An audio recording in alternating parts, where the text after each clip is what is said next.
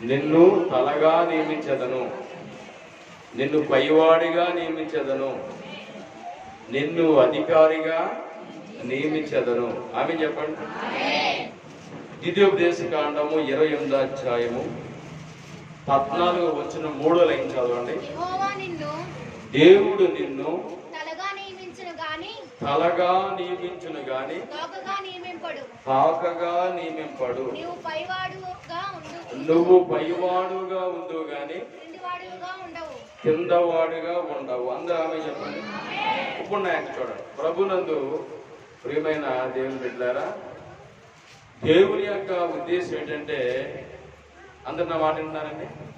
దేవుని యొక్క ఉద్దేశం ఏంటంటే మనందరినీ దేవుడు పైవాళ్ళుగా ఉంచాలి. ఎందుకంటే లోకం మనల్ని ఏం చేస్తుందంటే అణిచివేస్తుంది.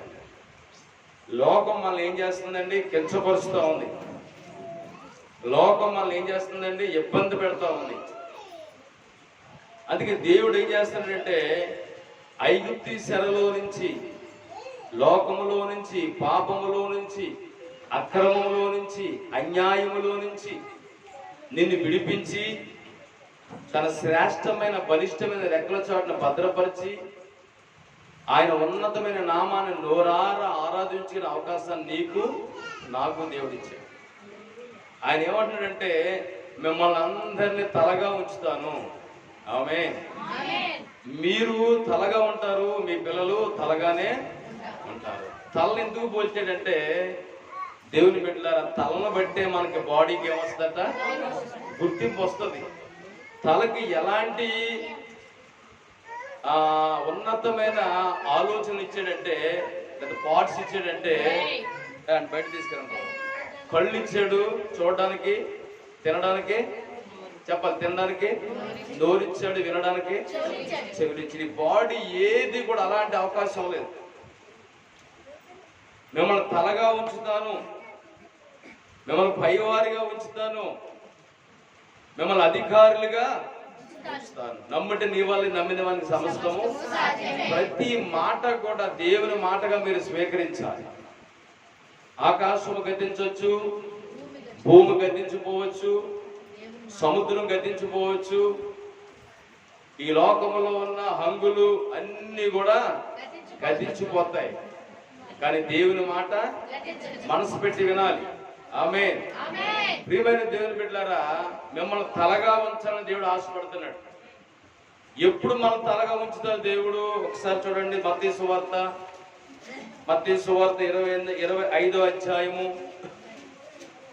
21వ వచనం సహాయం చేయండి. మత్తయి సువార్త 25వ అధ్యాయం 21వ వచనం. అతని యజమానుడు బడా నమ్మకమైన మంచి దాసుడా, నువ్వు కొంచెములోనే నమ్మకముగా ఉంటివి, నిన్ను అనేకమైన వాటి మీద నియమించదను. కుడి చేతులు ఎత్తున హల్లెలూయా చెప్పండి. దేవుడు దేవుడు దవడ సింహాసనం మీద కూర్చొని ఒక రోజున మనం అందరము ఈ లోకాన్ని విడిచిపెట్టిన తర్వాత ఆయన సింహాసనం ముందు నిలబడినప్పుడు మనం చేసిన క్రియలు, నీతియుక్తమైన కార్యాలను బట్టి అంటున్నాడు, బలా మంచి దాసుడా నమ్మకముగా ఉంటివి. ఎలా ఉండాలి దేవుడి దగ్గర మనము? నువ్వు తలగా ఉండాలంటే, నువ్వు ఆశ్రయించబడాలంటే, లేదా నీ రోగం పోవాలంటే, నీ ఇబ్బందులు నిన్ను చూసి భయపడాలంటే, నీ వ్యాధి నిన్ను విడిచిపెట్టి వెళ్ళిపోవాలంటే దేవుని దగ్గర ఎలా ఉండాలంట? నమ్మకముగా ఉండాలి. ప్రార్థనలో నమ్మకముగా ఉండాలి. ప్రతి ఆదివారం దేవుడి సన్నిధికి రావడానికి ఎలా ఉండాలండి? నమ్మకముగా ఉండాలి. పరిచర్యలో ఎలా ఉండాలండి? నమ్మకముగా ఉండాలి. దేవుడికి ఇచ్చుట్లు ఎలా ఉండాలండి? నమ్మకముగా ఉండాలి.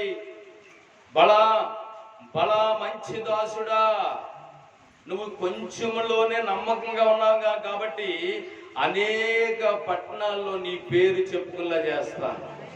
హల్లెలూయా. అందరికి ఉన్నారండి? ప్రియమైన దేవుని బిడ్డలారా, నువ్వు తలగా ఉండాలి దేవుని ఉద్దేశం.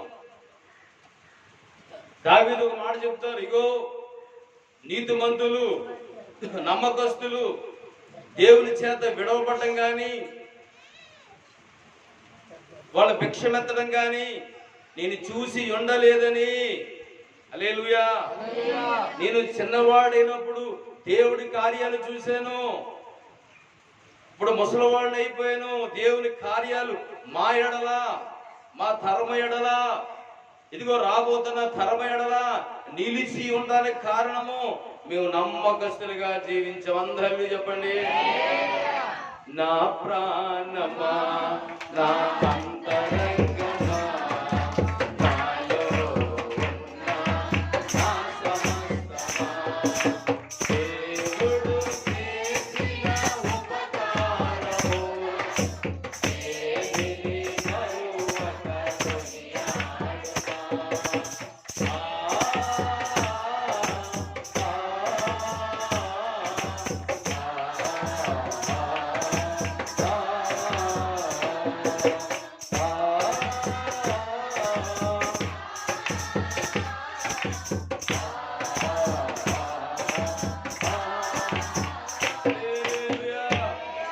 నమ్మకంగా ఉండాలి. నీ ఇంటికి ఎవరు వచ్చినా సరే ఆదివారం దేవుడికి సమయాన్ని నమ్మకస్తులు అన్నాడు. నా యొద్ద నివసించినట్లు దేశములో నేను నమ్మకస్తుల కొరకు ఎదురు చూస్తున్నాను. ఎవరి యొద్ద నివసించడానికట? నా ఇంకా చూడాలి, హృదయాన్ని కఠినపరచుకోకండి. నా యొద్ద నివసించినట్లు, ఎవరి యొద్ద? జీవము గల దేవుని యొద్ద నివసించినట్లు నమ్మకస్తుల కొరకు దేవుడు ఏం చేస్తున్నాడట? ఎదురు చూస్తూ ఉన్నాడు. సర్వ సృష్టి నోటి మాటతో కలగజేసిన దేవుడు ఎవరిని కోరుకుంటున్నాడు? వెండి బంగారం నావే, సముద్రము నాది, ఆకాశము నాది, భూమి నాది, భూమి కింద అగాధ జలములు నావి అని చెప్తున్న దేవుడు ఎవరినో కోరుకుంటున్నాడు తెలుసా? నమ్మకస్తులను కోరుకు. నమ్మకస్తులను బట్టి ఈ లోకానికి ఒక పాఠం నేర్పించాలని దేవుడు ఆశపడుతున్నాడు. బల నమ్మకమైన మంచి దాసుడా, బల నమ్మకమైన నీ తరాన్ని తలగా నుంచోబెడతాను, వారిని సింహాసనం మీద కూర్చోబెడతాను, వారి కిరీటాన్ని ధరింపజేస్తాను అని దేవుడు సెలవిస్తా ఉన్నాడు. ప్రియమైన వారులారా, మీరు ఎంత నమ్మకస్తులుగా వదరు ఒక్కసారి మీ మనసు సాక్షిని అడగండి. మీ నమ్మకత్వాన్ని బట్టి మీ కడుపున పుట్టిన బిడ్డలు ఏమవుతారు తెలుసా? ఆశీర్వించబడుదురు గాక. ఆమె చెప్పలేదు. చూశాను, నాకు 1000 కళ్ళు. నా పేరేం పేరు తెలుసా? దీర్ఘదర్శి. ఏ దర్శి అమ్మా? అన్ని కనిపెడతా ఉంటాడు. లోకంలో ఉన్నవాడి కంటే లోకంలో ఉన్నవాడి కంటే శాఖర్ బాబులో ఉన్నవాడు పేరు చెప్పుకోండి. నమ్మకస్తులుగా జీవించండి. అపనమ్మకం ఉంటే ఏది తగ్గదు. నమ్మకస్తులుగా జీవించాలి. ఎందుకంటే నువ్వెప్పుడు చనిపోతావో నీకు తెలియదు, దేవుడు ఎప్పుడు వస్తాడో మనకి తెలియదు. ఈ రెండే మనకు తెలియదు. ఉన్నదంతా మనం చదివేసాం, అందుకే మన నమ్మకస్తులుగా జీవించాలి. న్యాయాధిపతుల గ్రంథము 11వ అధ్యాయము, న్యాయాధిపతి గ్రంథం 11వ అధ్యాయం 11వ వచనం చదవండి త్వరగా.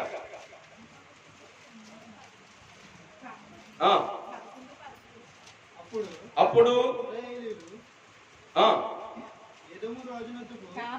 కాబట్టి యెఫ్తా గిలాదు పెద్దలతో కూడా పోయినప్పుడు జనులు తమకు ప్రధానిగాను అధిపతిగాను అతను నియమించుకున్నది. అప్పుడు యెఫ్తా మిస్పాలో దేవుడు సన్నిధిని తన సంగతి అంతా దేవుడితో చెప్పుకున్నాడు. చేతులు తల్లి చెప్పండి. యెఫ్తా గిలాది కొడుకు. గిలాదీయుడని యెఫ్తా, గిలాదికి 2 భార్యలు, మొదటి భార్య పిల్లలు, రెండో భార్య కుమారుడు యెఫ్తా. వాళ్ళు ఏమన్నారంటే 3వ వచనం చదవండి. న్యాయాధిపతులు 11:3 కొంచెం పైకి వెళ్ళండి. 2వ వచనం చదవండి. 2వ వచనం చదవండి. గిలాదు భార్య కుమారులను కనగా వారు పెద్దవారై యొప్తాతో నీవు ఎవరికి పుట్టినట? యొప్తా అన్య స్త్రీకి పుట్టినవాడు కనుక మన తండ్రి ఎంట నీకు స్వాస్యం లేదని తరిమేశారు. ఇప్పుడు వినండి, గిలాదుడికి పెళ్ళయింది. అతనికి ఎంతమంది భార్యలు? పాత నిబంధన చరిత్ర. ప్రియమైన దేవుని బిడ్డలారా, గిలాది కుమారులు పెద్దలు అయిన తర్వాత యొప్తా కూడా ఏమయ్యాడు? పెద్దోడు. ఆస్తి పంపకాలు వచ్చినాయి. ఆ ఆస్తి పంపకాలు అంటున్నారు, నీవు అన్య స్త్రీకి పుట్టిన వాడివి, మన తండ్రి ఎంట. ఎవరింట? మన తండ్రి ఎంట నీకు స్వాస్యము అన్యాయపు తీర్పు తీరుస్తున్నారు. దేవుని బిడ్డలారా, ఆ అన్యాయపు తీర్పును బట్టి యొప్తా ఏం చేశాడు? అక్కడి నుంచి పారిపోయి ఎక్కడ పోయాడు? టోబు దేశానికి పారిపోయాడు. ప్రియమైన జాగ్రత్తగా ఎక్కడికి పారిపోయాడు? తన కీడు ఉందని అక్కడి నుంచి ఏమైపోయాడట? టోబు దేశానికి పారిపోయాడు. ప్రియులారా, పారిపోయిన తర్వాత ఎక్కడికి వెళ్ళిపోయాడంటే అల్లరి జనం దగ్గర ఉన్నాడు. ఎక్కడ ఉన్నాడండి? అల్లరి జనం. 11:3 చదవండి. యొప్తా తన సహోదరుల యొద్ద నుండి పారిపోయి తోబు దేశములో నివసింపగా, ఏమండి, అల్లరి జనము యొప్తా దగ్గరకు వచ్చి అతనితో కూడా అల్లరి జనమయ్యని కాపురం మొదలెట్టాడు. ప్రియమైన వాళ్ళ, ఏ జనమయ్యనండి? అక్కడ నాకు చూడ, ఏ జనమయ్యని? అల్లరి జనమయ్యని అన్నాడు. ఎక్కడి నుంచి? విరోధుల దగ్గర నుంచి పారిపోయాడు. ప్రశాంతమైన జనమైన ఉన్నాడా? చెప్పాలి. అల్లరి జనమైన కాపురం ఉన్నాడు, కానీ అల్లరి బుద్ధులు యొప్తాలోకి రాలేదు. హల్లెలూయా. నువ్వు నమ్మకంగా ఉంటే అల్లరి జనం, అబద్ధ జనం, అక్రజనం, అన్యాయపు జనం ఏంటి, దోషణకు ప్రతిదోషణ, మర్యాద గాని, మంచి గాని, గురువు గాని, దైవం గాని దేనికి భయపడని మనుషులు మయాన్ని కాపురం చేస్తున్నాడు యొప్తా. అయినా సరే యొప్తాలోకి ఆ బుద్ధులు రాలేదట. అందుకనే దేవుని బిడ్డలారా, ఏం చేసి తెలుసా? యొప్తా వెళ్ళి తన సంగతి అంతా ఎవరు చెప్పుకున్నాడండి?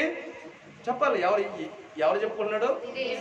మిస్పాలో దేవుడు సని చెప్పుకున్నాడు. నాన్న, నన్ను నా అన్నదమ్ములు నన్ను ఏం చేశారు? తరిమేశారు. అల్లరి జనం మయాన్ని అల్లరి బుద్ధులు నాలోనికి రాలేదని తన సంగతి అంతా చెప్పుకుంటుంటే దేవుడు ఏం చేయడం తెలుసా? ఎవరైతే తరిమేశారో, ఎవరైతే దూషించారో వాళ్ళ అన్నదమ్ములందరికీ భయం పుట్టించాడు. దేవుడికి మహిమ కలుగునుగా. వాళ్ళు అంటున్నారు యొప్తా దగ్గరకు వచ్చి, నువ్వు మాకు తండ్రిగాను, నువ్వు మాకు అధిపతిగాను, నువ్వు మాకు ప్రధానిగాను ఉండడానికి నువ్వు రా, నీ ఆస్తికి ఇచ్చేస్తాం. ఎందుకు ఈ ఆర్డినేషన్? ఎందుకు ఈ అధికారము? ఎందుకు ఈ ఆధిపత్యం యొప్తాకు వచ్చిందంటే, యొప్తా మా దేవుడి సన్నిధిలో నమ్మకముగా ఉన్నాడు. ఎలా ఉన్నాడండి? చెప్పాలా? నమ్మకస్తులు దేవుడు ఏం చేస్తాడు? తలగా ఉంచుతాడు. నమ్మకస్తులు దేవుడు ఏం చేస్తాడు? అధికారులుగా ఉంచుతాడు. నమ్మకస్తులు దేవుడు ఏం చేస్తాడు? సింహాసనం మీద కూర్చోబెడతాడు. జీవనదిని నా హృదయములో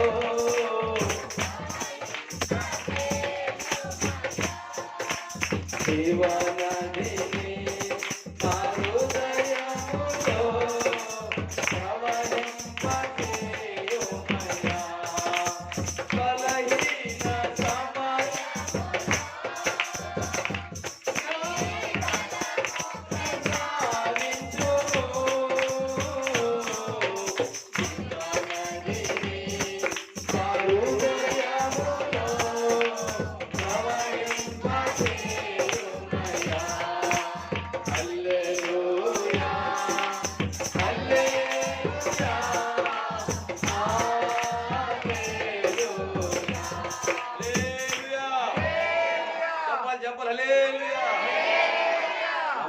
నమ్మకస్తులుగా జీవించండి.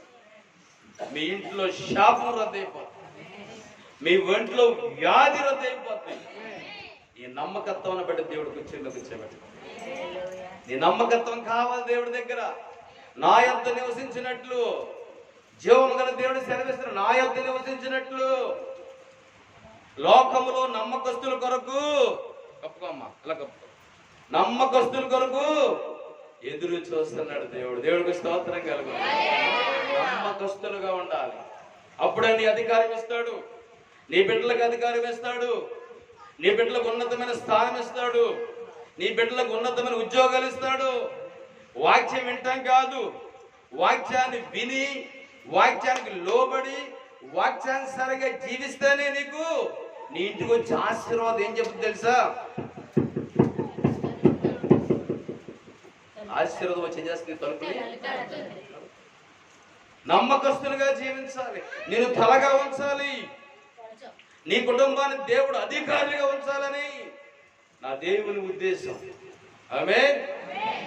యెఫ్తాను తరిమేసే సొంత తోడపుట్టినోళ్ళు ఏం చేశారట?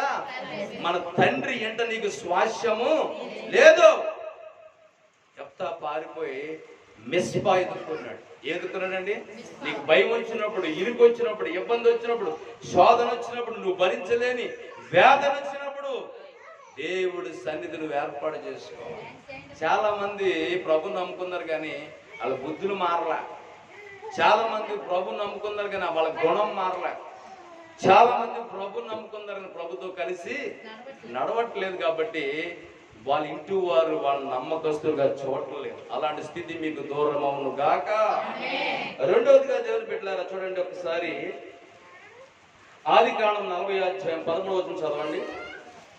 ఆదికాండము 40 అధ్యాయము 13వ వచనం. దేవుడు మనం తలగా ఉంచాలంటే అప్పుడు యేసేపు దాని భావం ఇదే, ఆ 3 తీగెలు 3 దినములు, ఇంకా 3 దినములలోగా నీ తలను పైకెత్తి నీ ఉద్యోగము నీకు మరలా ఇప్పించును. నీవు అతనికి పానదాయకుడివై ఉండును. మర్యాద చొప్పున ఫరో గిన్నెను అతని చేతికి అప్పగించదవు. కాబట్టి నీకు క్షేమము కలిగినప్పుడు నన్ను జ్ఞాపం చేసుకుని నా యందు కరుణించి ఫరోతో నన్ను గూర్చి మాట్లాడి ఈ ఇంట్లో నుండి నన్ను బయటికి రప్పించమని. చూడండి దేవుని బిడ్డలారా, ఈ పోతీఫర్ ఈ యొక్క యేసేపు ఎక్కడ ఉన్నాడు? చెరసాల్లో ఉన్నాడు. యేసేపు ఎక్కడ ఉన్నాడండి? చెరసాల్లో ఉన్నాడు. ఎలా వెళ్ళాడు చెరసాల్లోకి? నేరం లేకుండానే చెరసాలు పాలు చేశారు. నాకు చూడండి మనుషులు తీర్పు ఏం చేస్తారు తెలుసా? నాకు చూడండి మనుషులు తీర్పు ఏం చేస్తారు తెలుసా? దుఃఖాన్ని కలిగజేస్తారు. మనుషుల యొక్క తీర్పు ఏం చేస్తే తెలుసా? కన్నీళ్లు కలిగజేస్తాయి. మనుషులు తీర్పు ఏం చేస్తే తెలుసా? దుఃఖాన్ని, సమస్యలను కలిగజేస్తాయి. యేసేపు చెరసాల్లో ఉండి ఏం చేస్తాడు తెలుసా? నమ్మకంగా ప్రార్థన చేస్తున్నాడు. నువ్వు ఎక్కడున్నా సరే దేవుణ్ణి విడిచిపెట్టకూడదు. అందరు ఇక్కడ ఉన్నారా? నువ్వు ఎక్కడున్నా సరే దేవుణ్ణి ఏం చేయకూడదండి? విడిచిపెట్టకూడదు. అయితే యేసేపు ఇద్దరు నిమిత్తం కలగన్నాడు. పానదాయకుడు మరొక వ్యక్తి గురించి కలగన్నాడు. ఆ కల భావన చెప్తున్నాడు. ఇదిగో మొదటి వాడి కళ ఏం చేస్తాడంటే 3 రోజుల్లో నిన్ను రాజు ఏం చేస్తాడు? ఉరిపెట్టి చంపేస్తాడు. రెండో వాడి కళ ఏంటంటే 3 రోజుల్లో నీ ఉద్యోగం మరలా నీకు వచ్చేస్తుంది. మరలా నువ్వేం చేస్తావంటే రాజుకి గిన్నె అందించే స్థాయిలో ఉంటావు. రాజుగారి గిన్నె అందించే స్థాయిలో, పానపు గిన్నె అందించే స్థాయిలో ఉంటావు. నీ ఉద్యోగం నీకు వచ్చినప్పుడు, నువ్వు రాజుతో మాట్లాడినప్పుడు చెరసాల్లో ఉన్న నా గురించి నీ రాజుతో నా గురించి మాట్లాడమంటున్నాడు ప్రియమైన వాళ్ళ. అయితే అంత సంభాషణ జరిగిన తర్వాత ఆ వ్యక్తి విడుదలయ్యాడు. మొదటి వ్యక్తి ఉరివేయబడ్డాడు. రెండో వ్యక్తికి ఏమొచ్చిందంట? ఉద్యోగం వచ్చేసింది. రాజు దగ్గర ఉన్నాడు. కానీ యేసేపు చెప్పిన సంగతి అంతా ఏమైపోయాడట? మర్చిపోయాడు. అంటే మనుషులు నమ్ముడు కంటే ఎవరు నమ్ముకోవాలి మనం? యెహోవా నమ్ముడు కనుడి. రాజులు నమ్ముడు కంటే యెహోవాను ఆశ్రయించుడి. నమ్మకస్తుడు దేవుడు. అతనితో ఉన్నప్పుడు నమ్మకస్తుడిగా ఉన్నాడు. ఆ పానదాయకుడు స్నేహం పెంచుకున్నాడు. నీ కలలు భూమి మీద దేవుడు నెరవేరుస్తూ ఉన్నాడు. కలభావాన్ని, రాబోతున్న దాన్ని నీకు దేవుడు చూపిస్తున్నాడు. నువ్వు దైవాత్మ కలిగిన వాడని మంచి మంచి మాటలు చెప్పాడు పానదాయకుడు. కానీ ఎప్పుడైతే శరసాలలోంచి బయటకు వచ్చాడో యేసేపును పూర్తిగా మర్చిపోయాడు. చూసారండి, తల్లైనా మర్చిపోవచ్చు, తండ్రి అయినా మర్చిపోవచ్చు, బిడ్డలైనా మర్చిపోవచ్చు, స్నేహితులైనా మర్చిపోవచ్చు, ఎవరైనా మర్చిపోవచ్చు. నిన్ను పిలిచిన దేవుడు ఎప్పటికీ మర్చిపోడు. ఆమేన్. నువ్వు నమ్మకంగా ప్రార్థన చేయాలి. యేసేపు జైల్లో ఉండి ప్రార్థన చేస్తున్నాడు. అయ్యా, నేను నమ్ముకున్న వాళ్ళందరూ నన్ను మర్చిపోయారు. నా సహోదరులకు తీర్పు తీర్చి ఈ దేశానికి నన్ను ఏం చేశారు? బానిసగా అప్పగించారు. ఆ బానిసని తీసుకెళ్లి అక్రమ కేసులు బనాయించి నన్ను జైలు పాలు చేశారు. అందరూ ఈ ప్రజల తీర్పు, అన్నదమ్ముల తీర్పు, పోతిఫరు భార్య తీర్పు నన్ను జైలు పాలు చేసింది. కానీ నేను కలిగి ఉన్న దేవుడు నమ్మదగిన వాడు. సరసాలలో ఏం చేస్తున్నాడట? ప్రార్థన చేస్తున్నాడు. నమ్మకస్తులు ప్రార్థన పరలోకం చేరుతుంది. నమ్మకస్తులుగా ఉండాలి. వెంటనే ఆ ఫరోకి కల రావడం, ఆ కల భావం చెప్పడం కొరకు శరసాల నుంచి మన దేవుడు బయటకు అతన్ని తీసుకొచ్చాడు. ఎక్కడ కూర్చోబెట్టాడు? సింహాసనం కూర్చోబెట్టి గట్టిగా చప్పట్లు కొట్టండి. హల్లెలూయా, హల్లెలూయా. దేవుని బిడ్డలారా, మనుషులు అన్యాయం తీర్పు తీర్చొచ్చేమో కానీ నువ్వు కలిగి ఉన్న దేవుడికి అన్యాయం తీర్పు నీ శ్రమలో వచ్చి నీతో మాట్లాడతాడు. నీ ఇబ్బందుల్లో వచ్చి నీ దగ్గరకు వచ్చి మాట్లాడతాడు. ఏమండి, నీ పోరాటంలో నీ దగ్గరకు వచ్చి మాట్లాడతాడు. నువ్వు సంతోషంగా ఉన్నప్పుడు నీ దగ్గరకు వచ్చి దేవుడు నీతో అన్ని సమయాలకు చాలిన దేవుడిగా, అన్ని సమయాలకు ప్రోత్సహించే దేవుడిగా, అన్ని సమయాలు నేను ఘనపరిచే దేవుడిగా. ఆయన పేరే నజరేయుడైనా యేసు.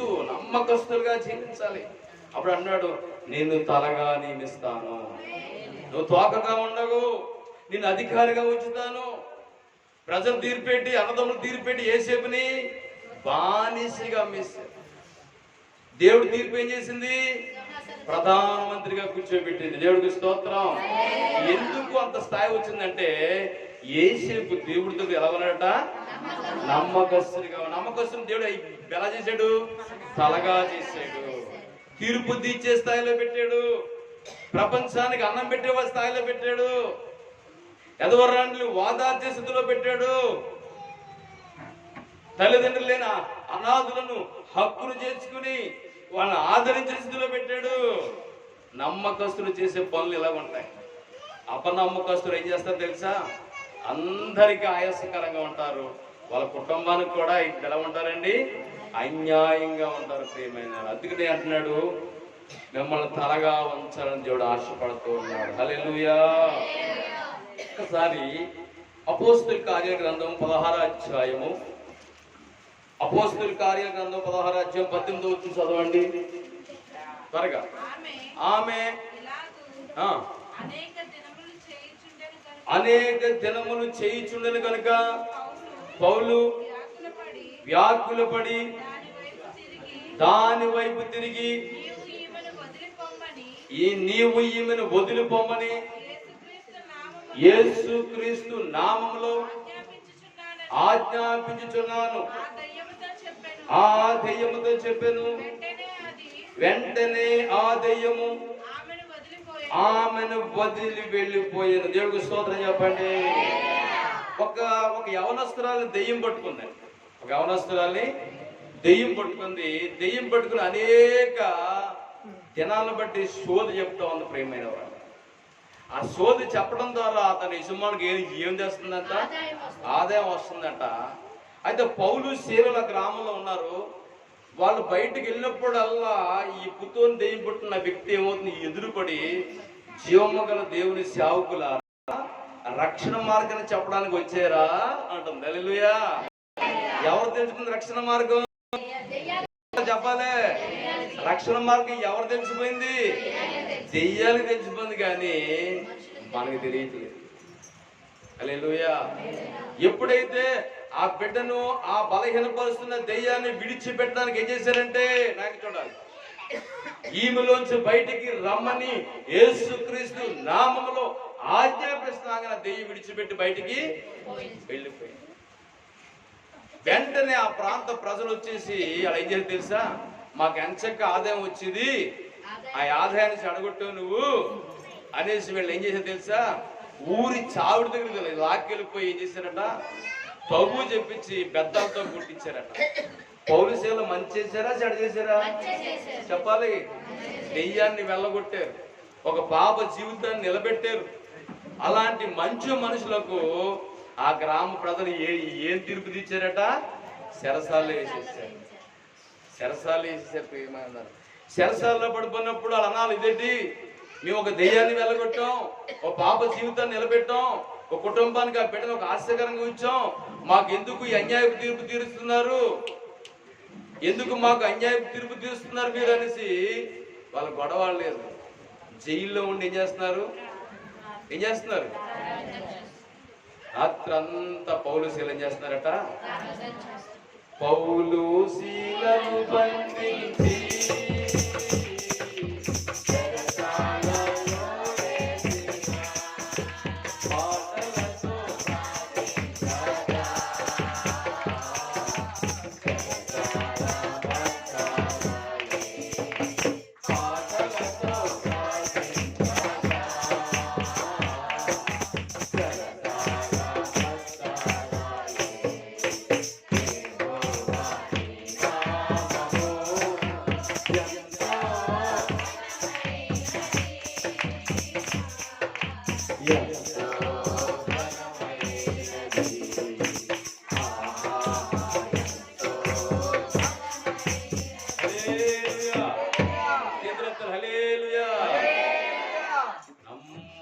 జైల్లో ప్రార్థన చేస్తాడు.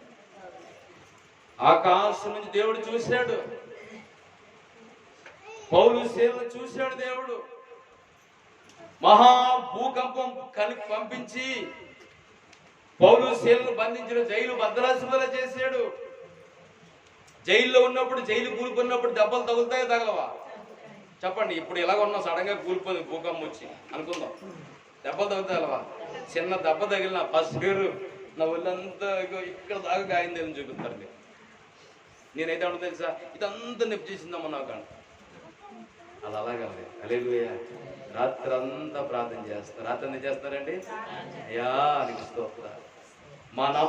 మా నమ్మకత్వానికి నిలువెట్టు నిదర్శనం మా ముందున్నావయ్యా.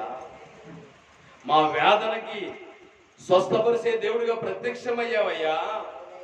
వీళ్ళందరి కళ్ళు తెరవడానికి ఈ రాత్రి మమ్మల్ని బలమైన సాధనాలుగా వాడుకున్నందుకు నీకు స్తోత్రాలని రాత్రి అంతా ప్రార్థన చేస్తున్నారు ప్రియమైన వాళ్ళ. అక్కడున్న వాళ్ళందరికీ విడుదల కలిగింది. ఆమేన్. నమ్మకంగా వ్యాధంలో, శోధంలో, ఇరుకులో, రోగములో, మానసిక బలహీనతలో నువ్వు సత్యం ఎరగడానికి, సత్యం ప్రజలందరూ గ్రహించడానికి, అందరూ దేవుడి దగ్గర రావడానికి నువ్వేం చేయాలి తెలుసా? నమ్మకస్తులుగా ప్రార్థన చేయాలి. హల్లెలూయా. ఆ నమ్మకత్వం నీలో ఉందా? నన్ను పిలిచిన దేవుడు నేను రోగంలో పలకరించాడు, నీ వేదంలో నీ దగ్గరకు వచ్చి పలకరించాడు, నువ్వు చావు బతుకుల్లో ఉన్నప్పుడు నీ దగ్గరకు వచ్చి పలకరించాడు. కానీ దేవుడి దగ్గర నమ్మకస్తులుగా ఉంటున్నారా అండి? చెరసాల్లో తల నుంచి అరికాల వరకు దెబ్బలు, రక్తము, చేతులకు బండాలు, కాళ్ళకు సంకెళ్ళు, నమ్మకస్తులుగా ఉన్నారు. అందుకని వాళ్ళు ఏం చేయాలి తెలుసా? దేవుడు ఆ ప్రాంతంలో వాళ్ళని తలగా మార్చాడు. హల్లెలూయా. మా రోగాలు పోగొట్టే తండ్రి వస్తున్నాడు, మమ్మల్ని ఆదరించే తండ్రి వస్తున్నాడు. పౌలు ఏమన్నా తెలుసా? మా తండ్రి చేయలేని కార్యం నువ్వు చేసేవయ్యా, మా తల్లి ఆదరించలేని మాటలు నువ్వు చెప్పేవయ్యా. నమ్మకస్తుల హృదయాలు ఎలా ఉంటా తెలుసా? అందరిని ఒకేలాగా ప్రేమిస్తారు. హల్లెలూయా. అపనమ్మకస్తులు ఏం చేస్తారు తెలుసా?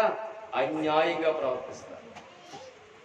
దేవుని బిడ్డలారా, ఆకాశం అన్న దేవుడు ఉన్నాడు. చెప్పండి, ఎవరున్నారు? ఆకాశం అన్న దేవుడు ఉన్నాడు. ప్రతి ఒక్కరిని చూస్తున్నాడు, ప్రతి హృదయాన్ని చూస్తున్నాడు, ప్రతి కన్నీరు చూస్తున్నాడు, ప్రతి రోగాన్ని చూస్తున్నాడు దేవుడు. నువ్వు నమ్మకంగా ప్రార్థన చేస్తే నీటిని ఆశీర్వదిస్తాడు, నీ బిడ్డను తలగా చేస్తాడు. నీ రాబోతున్న తరాన్ని చేయి చాపే స్థితిలో దేవుడు కూర్చోబెట్టనే కూర్చోబెట్టాడు. నమ్మకస్తులుగా ఉన్నాడు. మీ బిడ్డల్ని అధికారులుగా చూడండి. మీ మీ మీ రాబోతున్న తరాన్ని అధికారులుగా చూడండి దేవుడు ఆశపడుతున్నాడు. ఆమేన్. దేవుని బిడ్డల నమ్మకత్వాన్ని కోల్పోతే నేను తలగా ఉంచడు, దేవుడు తోకగానే ఉంచుతాడు. చేయి చాపుకుంటా, ప్రతి దిక్కున చేయి చాపు. అడుక్కునే స్థితిలో మనం ఉండకూడదు. చెయ్యి పెట్టేవారుగా మనం ఉందుము గాక. ఆమేన్. మూడో మాట చూడండి, నేను త్వరగా ముగించిన ఆశపడుతున్నాను.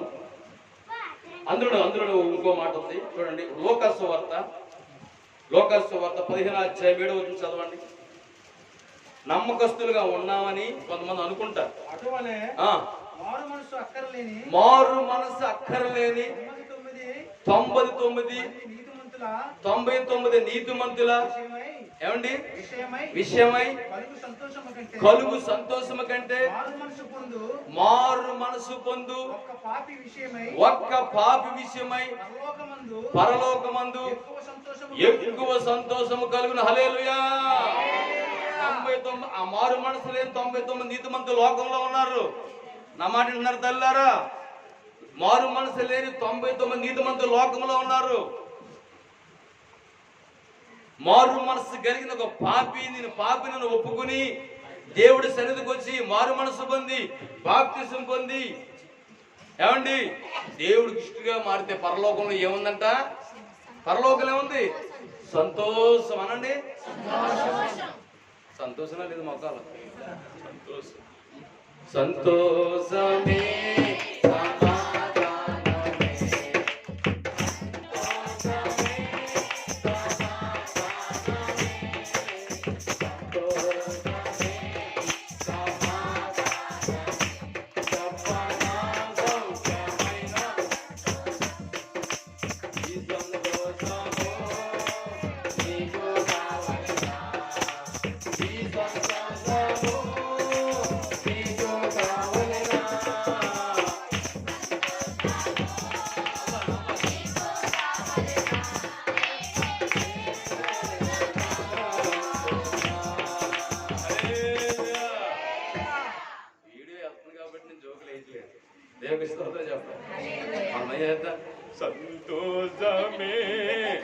అదా పాట. సంతోషం అని పేరెట్టుకుని సంతోషంగా లేకపోతే ఎలాగండి? దేవుడి స్తోత్రం కలిగింది. మీరు ఎప్పుడు నవ్వుతా ఉందరు కాక, నీ నోరు తెరవబడును కాక, దేవుడు మీ నోటి నిండా నవ్వు పెట్టును కాక. ఈ సంతోషం యేసులో ఉంది. యేసులో నమ్మకంగా ఉన్నాడు. యేసయ్య ఎప్పుడు నవ్వుతా ఉండాలి మనం. అలాగే చచ్చిపోతే నవ్వకండి. దేవుడికి స్తోత్రం కలుగుతుంది. ఏడ్చేవాళ్ళ ఏడాలి. ఆమేన్.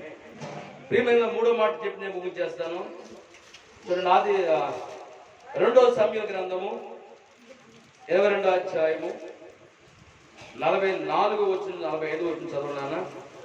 2వ సమూయేలు గ్రంథం 22వ అధ్యాయము 44 చదవండి.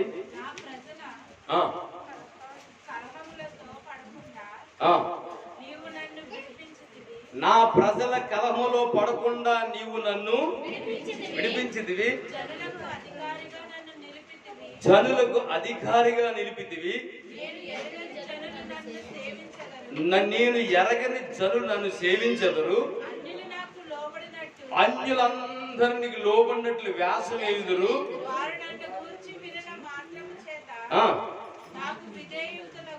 నాకు విధేయులగుదురు.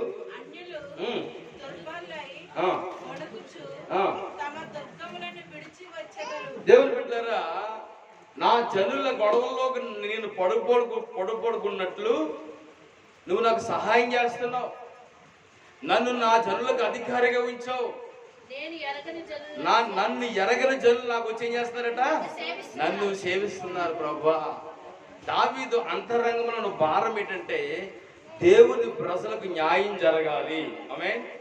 ఏం జరగాలి? న్యాయం జరగాలి. దేవుని ప్రజలకు న్యాయం జరగాలి. లోకంలో ప్రజలందరికీ న్యాయం జరగాలంటే దేవుడిని హృదయంలో ఒక భారం పెట్టేటంటే ప్రార్థన. హల్లెలూయా. అందుకనే వాళ్ళ పరిపాలన దేశం నలుమూలలు ఎలా ఉందంట? నెమ్మది కలుగును గాక. ఏం కలుగును గాక? నెమ్మది కలుగు. దేవుడు మన హృదయంలో పెట్టిన భారాన్ని ఏండి దేవుడు ప్రజల కొరకు నిత్యం ప్రార్థన చేయాలి. దావీదు ఏమంటాడంటే, ఇదిగో నన్ను రాజుగా నియమించావు. ఎందుకంటే దేవుడి దగ్గర నమ్మకస్తుడుగా ఉన్నాడు. ప్రార్థనలో నమ్మకస్తుడు, పరిచర్యలో నమ్మకస్తుడు, దేవుడు చిత్తంలో నెరవేర్చిన నమ్మకస్తుడు. అంతే అపోస్తలుల కార్యాలు 13:23 వచనంలో ఉంటది. అతన్ని తొలగించి దావీదును రాజుగా ఏర్పరచును. మరియు ఆయన, నేను యెషయా కుమారుని కనుగొంటిని, దావీదును కనుగొంటిని. అతడు నా ఇష్టానుసారైన మనుషుడు, అతడు నా ఉద్దేశములని భూమి మీద నెరవేర్చువాడని దావీదు గురించి దేవుడు సాక్ష్యం ఇస్తున్నాడు. దేవుడికి స్తోత్రం కలుగును గాక. హల్లెలూయా. పెద్ద కుప్పల మీద దీనుడిగా ఉన్న దావీదుని తీసుకెళ్లి దేవుడు సింహాసనంగా తలగా చేసేసాడు. తలగా. దావీదు కంటే ముందు ఎంతమంది పుట్టారు? 7 కొడుకులు పుట్టారు. దావీదు కంటే ముందు 2 అక్కలు ఉన్నారు. ఇంచుమించుగా చెప్తున్నారు 90 సంతానం తన కడసారిపోడు. కొసరాంకాయ అంటారు కదా, ఏమంకాయ అండి? కొన్న తర్వాత వంకాయ బాబా, బీరకాయ బాబా అంటాం కదా మనం. కొసరాంకాయ నమ్మకస్తుడు, ఆమె ప్రార్థనాపరుడు, దేవుడితో ముఖాముఖిగా మాట్లాడే స్థాయికి ఎదిగిపోడు ప్రియమైన వాళ్ళారా. అలాంటి నమ్మకస్తుని దేవుడు ఏం చేశాడు తెలుసా? పెంట కుప్ప మీద దీనుడుగా ఉన్న దావీదుని నమ్మకస్తుడిగా ఉన్నాడు కాబట్టి ఇశ్రాయేలు ప్రజలకు దేవుడు దావీదుని తలగా మార్చేసాడు. హల్లెలూయా. దావీదు పిల్లలు అధికారులుగా కూర్చోబెట్టాడు. దావీదు సంతతిని రాజులుగా కూర్చోబెట్టాడు. ప్రియమైన వాళ్ళారా, నీ మనస్సు బాగోవాలి, నీ మాట బాగోవాలి, నీ ప్రవర్తన బాగోవాలి, నీ ఆలోచన బాగోవాలి, నీ తలంపులు బాగోవాలి. అంతే అంటాడు, నా తల అంటుకుంటున్నాను నాయన, నూనెతో నా తల అంటే నవ్వు, నా తలంపులు అంటున్నాయన. నూనెంటి? పరిశుద్ధాత్మతో నా తలంపులు నన్ను లోకం వైపు ఈడ్చేస్తున్నాయి. ఎప్పుడైతే పరిశుద్ధాత్మ దేవుడు నీ తలంటుతాడో నువ్వు శ్రేష్టమైన మార్గం నడుస్తావు. నీ పిల్లలను కూడా దేవుడు శ్రేష్టమైన మార్గంలో నడిపిస్తాడు. దేవుడి వాక్యాన్ని సాదాసీదాగా తీసుకోకండి. నీ జీవితాన్ని నిలబెడుతుంది, నీ పిల్లలకు దీవెనకరంగా మారుస్తుంది. ఆమేన్. ప్రియమైన దేవుని బిడ్డలారా, దావీదుని దేవుడు రాజు నుంచి ప్రమోషన్ ఇచ్చి చక్రవర్తిగా మార్చేశాడు. హల్లెలూయా. చక్రవర్తి నా సన్మానానికే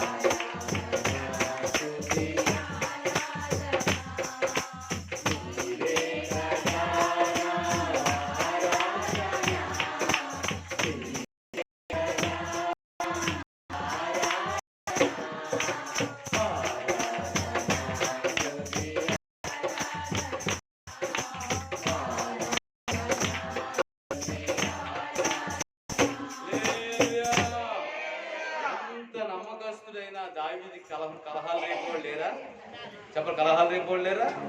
కలహాలు రేపులకి ఎప్పుడు దూరంగా ఉండాలి. దావీదుకి కలహాలు పుట్టి చేశారు. దావీదుని దేవుడు మెచ్చుకుంటున్నాడు. దావీదు సంతతిని దేవుడు మెచ్చుకుంటున్నాడు. దావీదు సంతతిని దేవుడు ఆశీర్వదిస్తున్నాడు. లోకస్తులు ఏం చేస్తున్నారట? కలహాలు రేపుతున్నాడు. కలహాలు పుట్టించేవాడు దావీదు ఆగనట దూరముగా, దుష్టుల ఆలోచనకు నడవక, పాపుల మార్గం నిలవక, అపహాస్యులు కూర్చుని చోట్ల కూర్చోను. దేవుడు నేను ఒకరు ముఖం ఒకరు చూసుకుంటున్నాం. ఒకరు హృదయము శుద్ధుల కోసం ఎవడా కారణం ఏంటి తెలుసా? మీరు ఆశ్రయించబడాలి. మా అమ్మ నా మాట అంటే లేదంటే శుద్ధుల కోసం చదువు. నా భర్త శుద్ధుల కోసం చదువు. నీ పిల్లలు ర్యాంక్ శుద్ధుల కోసం చదువు. హల్లెలూయా. శుద్ధుల్లో ఉన్న శుద్ధుల్లో ఉన్న ఆశీర్వాదానికి వారసులు మీరు. అన్నం వండుకోకుండా కడుపు నిండిపోవాలంటే ఎలా నిండిపోయిద్ది? అన్నం వండుకోకుండా కడుపు నిండిపోవాలి ఎలా నిండిపోయిద్ది? వండుకోవాలి. ఏం చేయాలి? తినాలి. అప్పుడు నీకు ఏమొస్తుంది? బలం వస్తుంది. హల్లెలూయా. నమ్మకస్తులుగా దేవుడి దగ్గర ఉంటే. హల్లెలూయా. యోబు ఎంత గొప్పోడు! భూమి మీద ఇలాంటి మనుషుడిని ఎవ్వడు లేడని దేవుడు సాక్ష్యం ఇచ్చాడు. పరలోకంలో పందెం జరుగుతుంది. భూమి మీద యోబుకి వచ్చి శ్రమ వచ్చింది. పరలోకంలో యోబుకి పందెం జరుగుతుంది. యోబు తెలుసా? తెలియకపోయినా సరే నమ్మకస్తులుగా ఉన్నాడు. యథార్థవంతుడు, నీతిమంతుడు, చెడుతనాన్ని అసహించుకున్నాడు. అందుకే చచ్చిపోయిన బిడ్డలు బతికేరు. హల్లెలూయా. బతుకున్న బిడ్డలు చంపడం కాదు. పెట్టినారా వాక్యానికి లోపడాలి. అయ్యా నేను నమ్మకస్తుగా ఉండాలి. ఇన్ని సంవత్సరాల బిడ్డ ప్రభువులో ఉన్నాను. ప్రభువా నన్ను బట్టి నా బిడ్డలు స్తోత్రం స్తోత్రం స్తోత్రం అని చెప్పాలయ్యా. యోబు నమ్మకస్తుడు. యోబు స్నేహితులు వచ్చి ప్రారంభంలో బాగానే ఉన్నారు. తర్వాత ఏమన్నా తెలుసా? నువ్వే పాపం చేసావు. దేవుడు దిగొచ్చి అన్నాడు, నీవు ప్రార్థన చేస్తే వాడు బ్రతికిస్తాను. నువ్వు ప్రార్థన చేస్తే నువ్వు నమ్మకస్తుడు, నీవు యథార్థవంతుడివి, నువ్వు చెడుతనాన్ని అసహించుకున్నాడు. నీలాంటి మనుషుడు ఈ భూమి మీద ఎవడు కూడా దేవుడు సాక్ష్యం ఇస్తున్నాడు. హల్లెలూయా. అందుకని యోగుకి ఎలా వచ్చిందంట? తలగా దేవుడు కూర్చోబెట్టాడు. ఎలా కూర్చోబెట్టాడండి? అధికారిగా కూర్చోబెట్టాడు. తన ముగ్గురు పిల్లలు కేసియా, కెరుంపు ఏదో పేర్లు 3 పేర్లు కూడా యోబు గారు ముగ్గురు బిడ్డలు కదా. ప్రపంచంలో అలాంటి అందగత్తెలు లేరట. ఆమేన్. ఏ అందం ఇచ్చాడు దేవుడు? ఏ అందం ఇచ్చాడు? దేవుని స్వరూపం ఇచ్చేసాడు. హల్లెలూయా. కుమారులను బతికించేసాడు. మళ్ళా ఇచ్చేసాడు పిల్లల్ని. ఏమైతే పోగొట్టుకున్నాడు రెండంత ఆశీర్వాదం దేవుడు మళ్ళా ఇచ్చేసాడు. ఆమేన్. ఎందుకు తెలుసా? నమ్మకస్తుల పిల్లలు ఎలా కూర్చున్నారండి? సింహాసనం తలగా కూర్చోబెట్టాడు. హల్లెలూయా. మీరు కూడా ఏమంటే మొట్టమొదటి మనకు జ్ఞాపం చేస్తున్నాను. యొప్తా అని దేవుడు తలగా అధిపతిగా కూర్చోబెట్టాడు. రెండవదిగా యేసేపుని దేవుడు అధికారిగా కూర్చోబెట్టాడు. బానిసగా ఉన్న యేసేపుని ప్రధానిగా కూర్చోబెట్టాడు. మూడవది పెంట కుప్పల మీద ఉన్న దావీదుని తీసుకెళ్లి దావీదు తర్వాత ఎవరిని కూర్చోబెట్టాడు? తన పిల్లలు తరతరాలకు దీవునిగా మార్చబడ్డాడు. ఎవరంటే దావీదు అన్నాడు, నమ్మకస్తుడు. దేశంలో నా కొరకు ఏమంటే దేశంలో నా యొద్ద నివసించినట్లు దేశంలో నమ్మకస్తుల కొరకు దేవుడు చేస్తున్నాడట. చెప్పరు ఏం చేస్తున్నాడు? ఎదురు చూస్తున్నాడు నమ్మకస్తుల కొరకు. ఆమేన్. నమ్మకస్తులుగా జీవించాలంటే మోకరించండి. అందరూ ప్రార్థన చేసుకుందాం. అందరూ మోకరించండి, ప్రార్థన చేసుకుందాం. అందరూ మోకరించండి. నమ్మకస్తులుగా జీవిద్దాం. హల్లెలూయా, హల్లెలూయా, హల్లెలూయా.